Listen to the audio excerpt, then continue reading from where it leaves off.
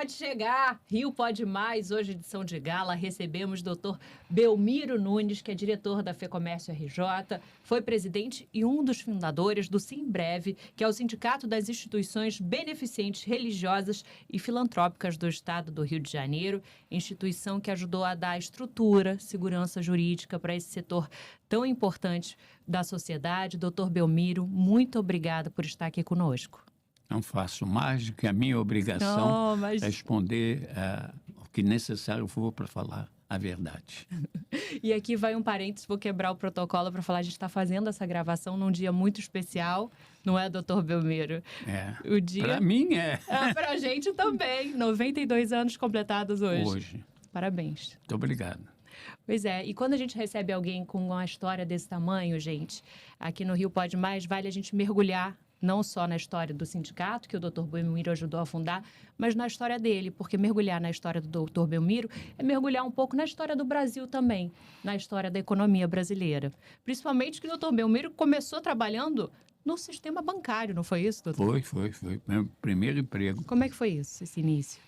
Quer dizer, eu vim de Portugal, quer dizer, eu filho de cidadão português. Aí meus pais foram embora para Portugal e eu, depois de algum tempo lá, 1 ano, 2 anos, eu digo, eu não quero mais viver aqui, não.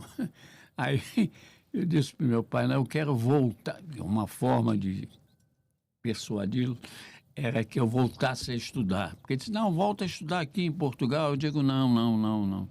Aqui eu vou ter que retroagir, tem que... É muito diferente. Eu quero voltar a estudar no Brasil. Então, eles mandaram-me aqui para o Brasil, para a casa de um procurador dele. E ao chegar na casa desse procurador, por acaso ele era motorista de uma família que era ligada a um banco, tinha um gerente de um banco. E foi aí que ele me apresentou, eu falei a ele dessa família que eu queria voltar a estudar e a trabalhar. Eles então me apresentou a esse patrão dele, que era diretor de um banco. E marcou uma reunião, então, uns dias após, para eu ir ali na rua 7 de setembro, 32, procurá-lo. Aí eu fui no dia marcado, fui lá na rua 7 de setembro, 32, esquina com a Rua do Carmo, e então ele me encaminhou para o departamento pessoal. E 3 dias depois eu comecei a trabalhar no banco. Eu fiz uma provinha lá, né? E 3 dias depois eu comecei a trabalhar no Banco Andrade Arnaud, no setor de conta corrente, na matriz. Fui logo para a matriz. E assim começou a minha vida bancária. E nessa passagem pela vida bancária, o senhor foi responsável por inovar num serviço oferecido por instituições financeiras que até então não existia. Isso, quer dizer, com o correr do tempo, evidentemente, que você, na vida, para ascender alguma coisa na sua vida profissional, você tem que ter uma ambição, você tem que procurar algo diferente. Porque o mesmice você não chega a lugar nenhum, porque isso, quando era gerente, o que você está oferecendo? Isso todos os bancos oferecem. Então, isto é uma coisa que eu posso tranquilizar, digamos, as pessoas, que quem quer vencer na vida tem que inovar, tem que procurar coisas novas, porque o mercado está cheio dessas coisas. Isso todo mundo já tem, isso era o que acontecia comigo, eu batia de porta em porta, aí eu digo, não, tenho que inovar, mas isso já era gerente. Olha, eu digo, eu tenho que fazer coisa diferente. Foi que eu inovei, criei uma coisa no mercado que não existia no mercado brasileiro. O quê? Foi a arrecadação de tributos, o financiamento na arrecadação de tributos, que ninguém se interessava, e aquilo ficava um certo dia dentro da caixa do banco, né, para depois repassar para o governo federal as arrecadações. Então eu estudei isso, quer dizer, eu participei como representante do banco numa reunião no Ministério da Fazenda, e quando o governo tentou trazer para a rede bancária, foi o início, trazer para a rede bancária a arrecadação dos tributos federais. E aí reuniram os bancos todos e tal, ninguém tomou providência. Mas eu anotei num papelzinho aquilo tudo e entreguei à diretoria do banco. Passou.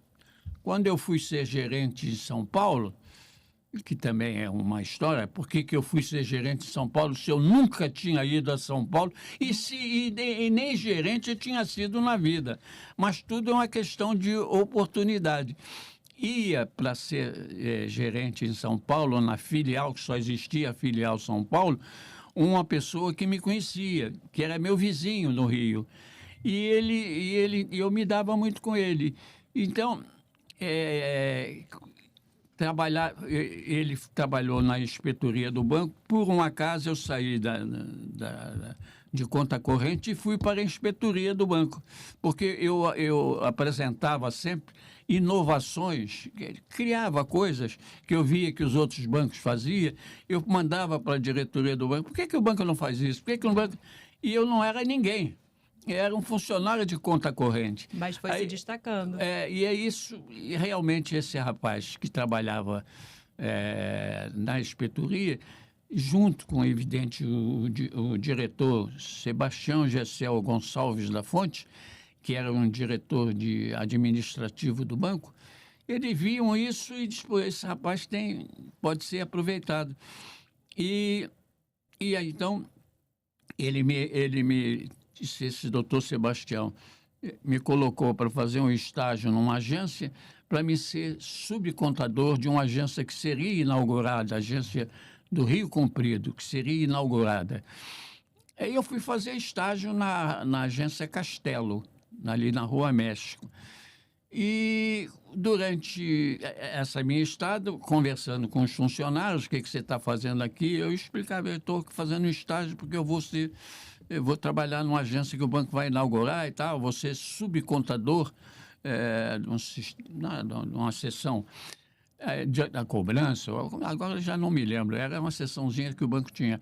Aí eles, evidentemente, um rapaz que já trabalhava há algum tempo nessa agência, nesse setor que é de cobrança, ele tinha um irmão que era corretor de venda de carro, que era muito... O banco tinha uma agência no Rio Comprido que era muito conhecida, onde tinham muitos vendedores, corretores de venda de carro. Então, havia muita transação de dinheiro de um lado para o outro, lá no Rio Comprido. E ia inaugurar essa agência na Tijuca, que era próxima. Então, esse rapaz falou, evidentemente, com o irmão, e o irmão tinha um diretor que corria as agências, o senhor Prado, conversou com esse irmão dele, e esse irmão dele, então, falou com esse diretor, disse: poxa, tem um irmão assim no banco, vai inaugurar uma agência da Tijuca, e podia ir para lá, porque eu posso ajudar através da venda desses, levar os outros corretores e tal, e os clientes para essa agência e tal. E esse diretor, então, disse: tá bom, eu manda ele me procurar que eu vou encaminhá-lo. E realmente assim aconteceu. Ele encaminhou esse rapaz para essa vaga que seria a vaga que eu iria ocupar. Quando a pessoa, Sebastião Gessel Gonçalves da Fonte, que era o diretor administrativo do banco, o outro era diretor-gerente, quer dizer, era um diretor mais acima.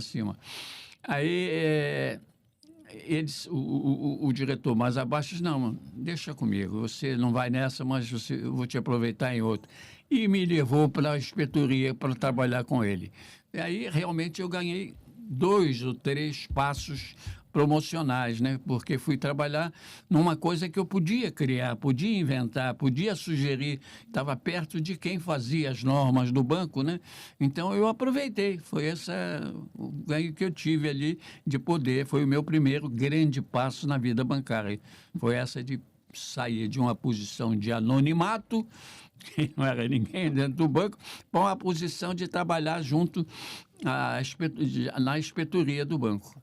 E daí para a gerência, doutor Belmiro, como é que foi que o senhor chegou lá? Daí para chegar à gerência, há um certo tempo trabalhando numa agência, né? Você tem que Galgando. devagar, quer dizer, conhecendo as atividades que uma agência faz, porque eu trabalhava na matriz e numa seção de conta corrente era muito limitada ali, era aquela coisinha pequena daquela seção. Numa agência, a coisa é maior, que você faz de tudo. Não numa seção da matriz que você faz aquele pouco, mas é muito, mas com poucas pessoas. Então, na agência eu aprendi muita coisa. Quer dizer, fui aprendendo, até que surgiu uma oportunidade que inaugurar uma agência que a pessoa com quem eu conversei, historiei o que ia acontecer na minha carreira, ele se interessou também porque ele já trabalhava no banco há algum tempo e queria, evidentemente, ter essa oportunidade dessa agência que o banco iria inaugurar no Rio, em São Paulo? Na Tijuca, tá. porque ele tinha um irmão, que trabalhava na agência Rio Comprido.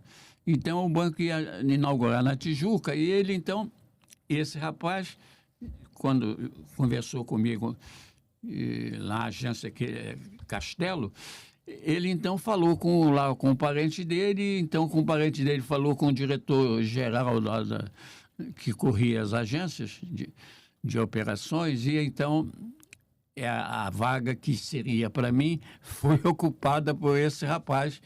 Então, quando ele chegou na agência, disse, aconteceu isso, não tem problema, para você tudo bem, não tem problema nenhum. Aí o diretor que tinha me colocado lá, Sebastião Gessel Gonçalves da Fonte, que era o diretor administrativo do banco, ele disse, não, você vai trabalhar comigo na inspetoria, não tem problema não. Acho que ele se sentiu mal, assim, de que a pessoa que ele queria ou que ele foi passado para trás, ele disse, não, vou fazer esse rapaz, acho eu. E eu também tinha, como eu estava sempre apresentando sugestões de modificação nas ordens de serviço do banco, ele também começou a me ver como uma pessoa de futuro dentro do banco.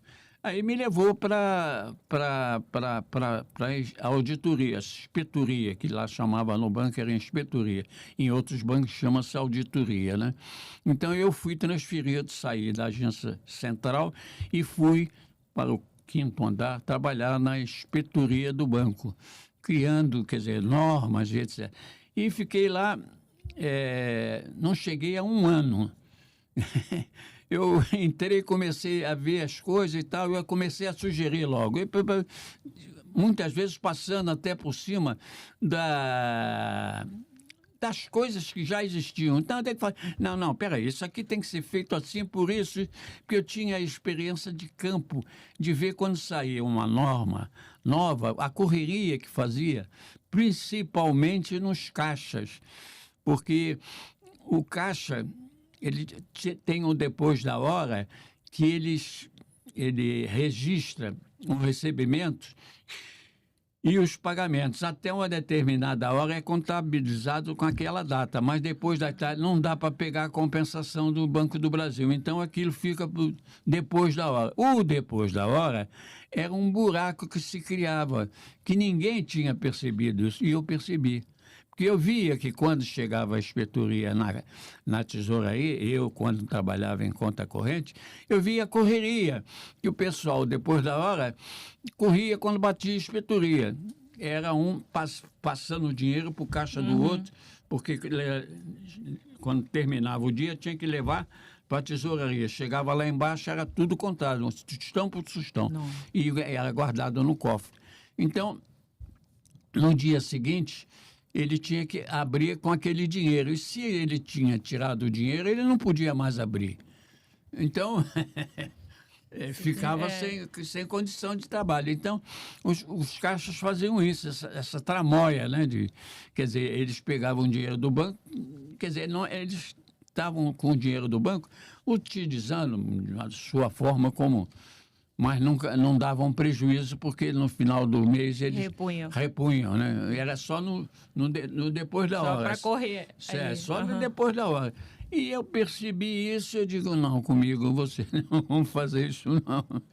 Quer dizer, eu não disse isso, mas eu pensei, digo, eu fazendo caixa, quer dizer, fazer inspeção, e isso acontecer, eu vou pegar. Porque aí eu pegaria os erros todos. Que eu ia pegar a caixa e depois, quero caixa agora, depois da hora. E aí ia pegar, cadê o dinheiro? Está faltando dinheiro, tá, tem um cheque no lugar de dinheiro, porque esse cheque aqui, você não tem esse saldo na conta, como é que está com esse dinheiro aqui? Cadê o dinheiro? Aí, enfim, eu pegava. Então, isso aí foi uma forma, assim, de eu tomando conhecimento das coisas do banco e fazendo com que eu começasse a ser notado assim como uma pessoa muito interessada pela vida bancária, pela auditoria e pelas coisas certas. E aí te deu projeção para assumir uma gerência em São Paulo e daí fazer carreira na vida financeira. Quando esse rapaz, que era o chefe da inspetoria do banco, ele foi nomeado gerente da filial São Paulo e ia inaugurar a segunda agência do banco em São Paulo. E ele, então, ele disse, bom, como ele vai ser o gerente, ele seria o responsável pela outra agência como um suporte ao novo gerente. Aí o novo gerente, eles me indicaram, não, você, por eu me dar muito com esse rapaz, é uma dupla boa, porque ele conhece bem o Walter, que era esse rapaz, já morreu até. Conhece bem o Walter Hélio e vão se dar muito bem, eles se respeitam bem. Eram vizinhos e realmente nós morávamos até no mesmo prédio, onde eu moro ainda hoje. E então, assim foi feito. O Walter Hélio foi nomeado gerente da filial São Paulo e eu na agência 7 de abril para inaugurá-la. Só que me desfiz das coisas todas, comecei a pensar em ir para São Paulo, o que eu tinha que fazer. Quando eu já estava em São Paulo, quer dizer, procurando casa, e foi uma semana nisso, levou uma semana dessa coisa de procurar casa, enfim. Eu recebi a notícia que o meu amigo Walter Hélio não ia mais para São Paulo. Estava sozinho. Ia sozinho. E ele disse, bom, isso não é problema meu da filial, eu vou inaugurar uma agência. Só que eu tinha umas costelas quentes, porque o Walter Hélio ia me ajudar nas coisas que eu não tinha experiência total para ser gerente assim. Mas seja o que Deus quiser. Ele não quer ir, ele não quis ir, problema dele, não sei lá as razões que ele... As razões a gente até pode admitir, quer dizer, ele estava numa posição, naturalmente ele raciocinou de que ele aqui estava a um passo de ser diretor no Rio. E lá ele seria praticamente um diretor, mas em São Paulo. Mas não teria a autonomia que ele tinha aqui no Rio, porque tinha um diretor lá. E aqui praticamente ele era o diretor. Porque o outro diretor era o filho do dono do banco, que confiava bastante nele e deixava correr. E assim foi. Enfim, eu fui para inaugurar a agência, inaugurei. Depois de algum tempo, eu vi que as coisas eram difíceis, porque tinha que inventar alguma coisa diferente, porque todo mundo aqui, todos os bancos já fazem. Aí foi que eu me lembrei de que um dia, né, eu teria ido no Ministério da Fazenda, numa reunião, que eu falei ainda há pouco sobre essa reunião. Então, eu perguntei, e aí? Não houve mais nada, não aconteceu nada. Eu disse, poxa, mas a gente pode ver isso. Eu lá de São Paulo aqui para o Rio. Aí o diretor, Sebastião Gessel Gonçalves da Fonte, virou e disse, eu vou ver isso para você, Belmiro. Ele me estimulou muito, esse diretor.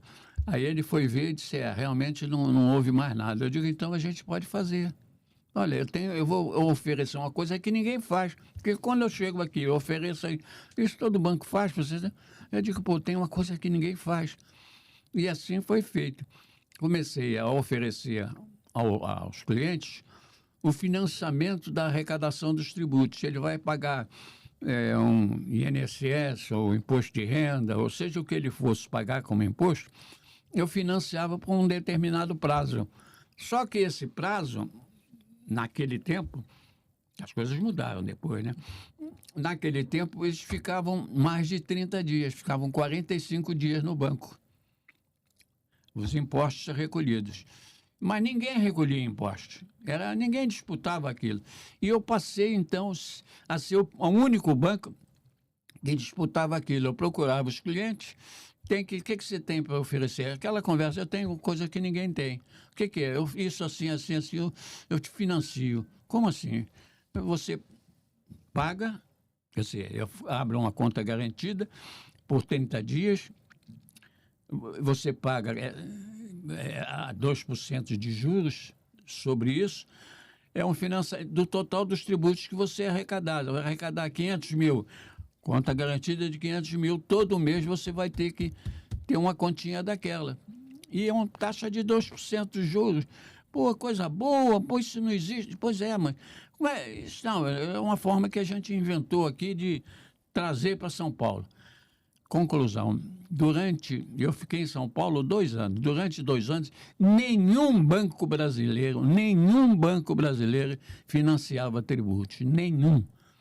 E quando fui transferido mais tarde para o Rio, aí eu tive a oportunidade de saber, né, de que quando o mercado de São Paulo acordou, viu que o mercado estava todo na mão. O único banco que recolhia tributos era o Banco Andrade Arnaud. De vocês. Que era então, e fez sucesso? As empresas, elas adotaram? Todas elas. Não tinha empresa nenhuma que não quisesse. Nestlé, Gessileve, Pneus Dunlop, Pneus Goodyear, falei a Nestlé, falei a... Enfim... Todas as grandes empresas... Todas as grandes empresas... Viraram seus clientes. Viraram meus clientes. Era a agência mais rentável do Brasil. Olha isso. Mas eu não soube aproveitar. Por quê? Porque eu não recebi aumento por isso. Não tinha participação dos lucros, nada disso, Eu tinha os louros, que eu vinha às reuniões do Rio, todo mês tinha uma reunião. E eu vinha e era aclamado aqui. Imagina, no chefe, então, só elogio. Pô, olha esse cara, o lucro que ele está dando para o banco. Mas eles davam lucro, mas na hora da gratificação não teve essa... Pois é. Aí o mercado acordou. E quando o mercado acordou, me procurou, e evidentemente veio um banqueiro e disse, pô, eu quero contratar assim, assim. E eu então liguei para o Banco pro Rio, mando uma pessoa que eu vou pedir demissão. No final do mês eu vou me embora. Pô, você é maluco? O banco investiu. Investiu não, quem investiu fui eu. Vocês não me deram um tostão de aumento e nada. Quem inventou, eu criei uma coisa que nenhum banco faz no Brasil, que é o financiamento de tributos, fui eu que criou. Isso dá um lucro extraordinário ao banco e não tenho nenhum benefício por conta disso. Então eu vou, porque um outro banco acordou com que poderia receber esse mesmo benefício a uma rentabilidade maior para eles e para mim também. Aí, mas você não pode sair? Não, eu não tenho compromisso nenhum com... Vocês não me deram nenhum aumento, não me deram nada, não reconheceram, mas a palavra é minha. Então o diretor foi lá conversar comigo em São Paulo. Eu digo, Sebastião, está aqui, é esse aqui, o banco é esse assim. Pô, mas você, Sebastião, não recebi nada em troco disso. O lucro que eu dei para o banco, Sebastião, você pensa que eu não sei? Eu sei o lucro que eu estou dando para o banco. Então, mas eu não estou cobrando pelo lucro que eu dou. Eu estou cobrando porque houve essa oportunidade de outro banco e eu vou ganhar muito mais. Por que eu vou ficar aqui sem ser reconhecido pelo banco? Eu sem fazer nada, pelo outro banco já está me pagando o dobro. Aí ele, pô, não. Aí voltou aqui no Rio e tal, no dia seguinte me liga, diz, Belmiro, nós vamos fazer um acordo. Eu vou te pagar tudo isso que o outro banco está te pagando, mas você vai ser transferido aqui para o Rio. Vai trabalhar junto com o filho do dono do banco. Vai ser assistente da diretoria. Quer dizer, eu ia ser em São Paulo diretor de um banco pequeno, Banco Baiano da Produção. E para o Rio eu viria a ser assistente da diretoria do Banco Andrade Arnaud, que era um grande banco já brasileiro, vamos dizer assim. E assim foi, larguei, digamos, essa oportunidade de ficar vivendo em São Paulo, onde eu era considerado um rei pelos outros bancários, pelos outros gerentes de banco, pela lucratividade que eu dava ao banco. Mas eu nunca especulei, digamos assim, esse aspecto do lucro que eu dava.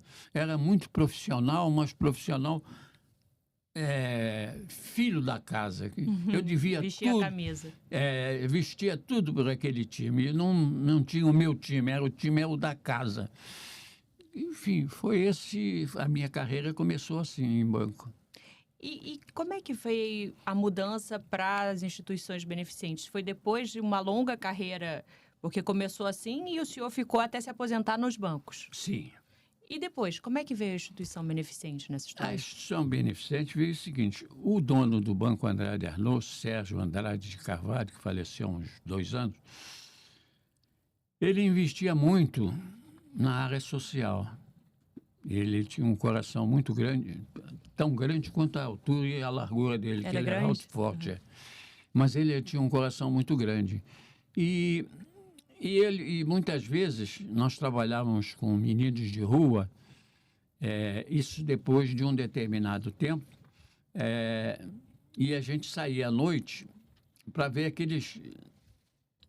o menino de rua, eles têm blocos. Digamos, em Copacabana tinha um, Ipanema tinha outro. Em Copacabana tinha posto 2, Ipanema tinha posto 6. E tinha no Leblon. São grupos de meninos de rua que sem limitação, porque eles não têm limites. O menino de rua não tem limite. Não tem um responsável, né? Não foram criados com... Não há limite. Enfim, e vivem a vida, vivem o momento. É a vida de viver o momento naquela coisa de seja o que Deus quiser, que amanhã pode ser que não seja. E aí sim era uma coisa dura. E a gente vivia... Vocês levavam comida? Não, a gente não. Embora fôssemos parceiros da Associação de Hotéis e Turismo, que congregava todos os hotéis do Rio de Janeiro, nós não dávamos comida do hotel. Nós comprávamos comida e dávamos a comida dada em quentinhas, né? Fornecíamos as quentinhas que eram, nesses locais, entregues por uma empresa para as crianças, à noite, principalmente à noite. Dávamos à noite. De dia eles viviam dispersos e tal, não tinha como. Era só à noite que a gente fazia aquele trabalho de acolhimento e tal, de procurar depois encaminhá-los para outros grupos de assistência maior dessas crianças. E como é que foi a ideia de criar um sindicato, de organizar? Porque até então não existia, né, um sindicato. Não existia o sindicato. O sindicato veio paralelamente com essa história, porque esse diretor do Banco Andrade Arnaud, ele fora diretor também do Banco do Brasil, e ele queria, via essa necessidade maior de fazer um acolhimento para esse trabalho social.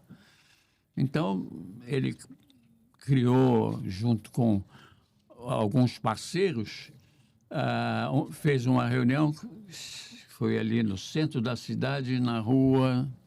Esqueci o nome da rua. Era num prédio ali no centro. Tá, agora esqueci o nome da rua. 14º ou 15º, que era no penúltimo andar. E eu falo isso porque há uma certa razão para isso, é que o meu patrão, Sérgio Andrade Carvalho, que era o dono do banco, e foi que fundou o sindicato, ele participou na formação do sindicato e nessa reunião. Então, aquele elevador todo gingado, elevador assim, todo mal conservado, lembro bem o medo que ele subiu, segurando a minha mão, um homem de 2 metros de altura, forte, segurando a mão do gerente dele. Desculpe a expressão, mas uma expressão meio pejorativa, mas é borrado, vamos dizer assim, de medo daquela situação. Mas deu tudo certo, nós fundamos o sindicato nessas reuniões, foi uma ou 2 reuniões. E então o primeiro presidente do sindicato foi um militar. Esqueci o nome dele. Esqueci. Foi um militar que foi o primeiro presidente do Sindicato das Instituições Beneficentes Filantrópicas. E, enfim. E o senhor foi presidir quando? Hein? Quando que o senhor foi presidir?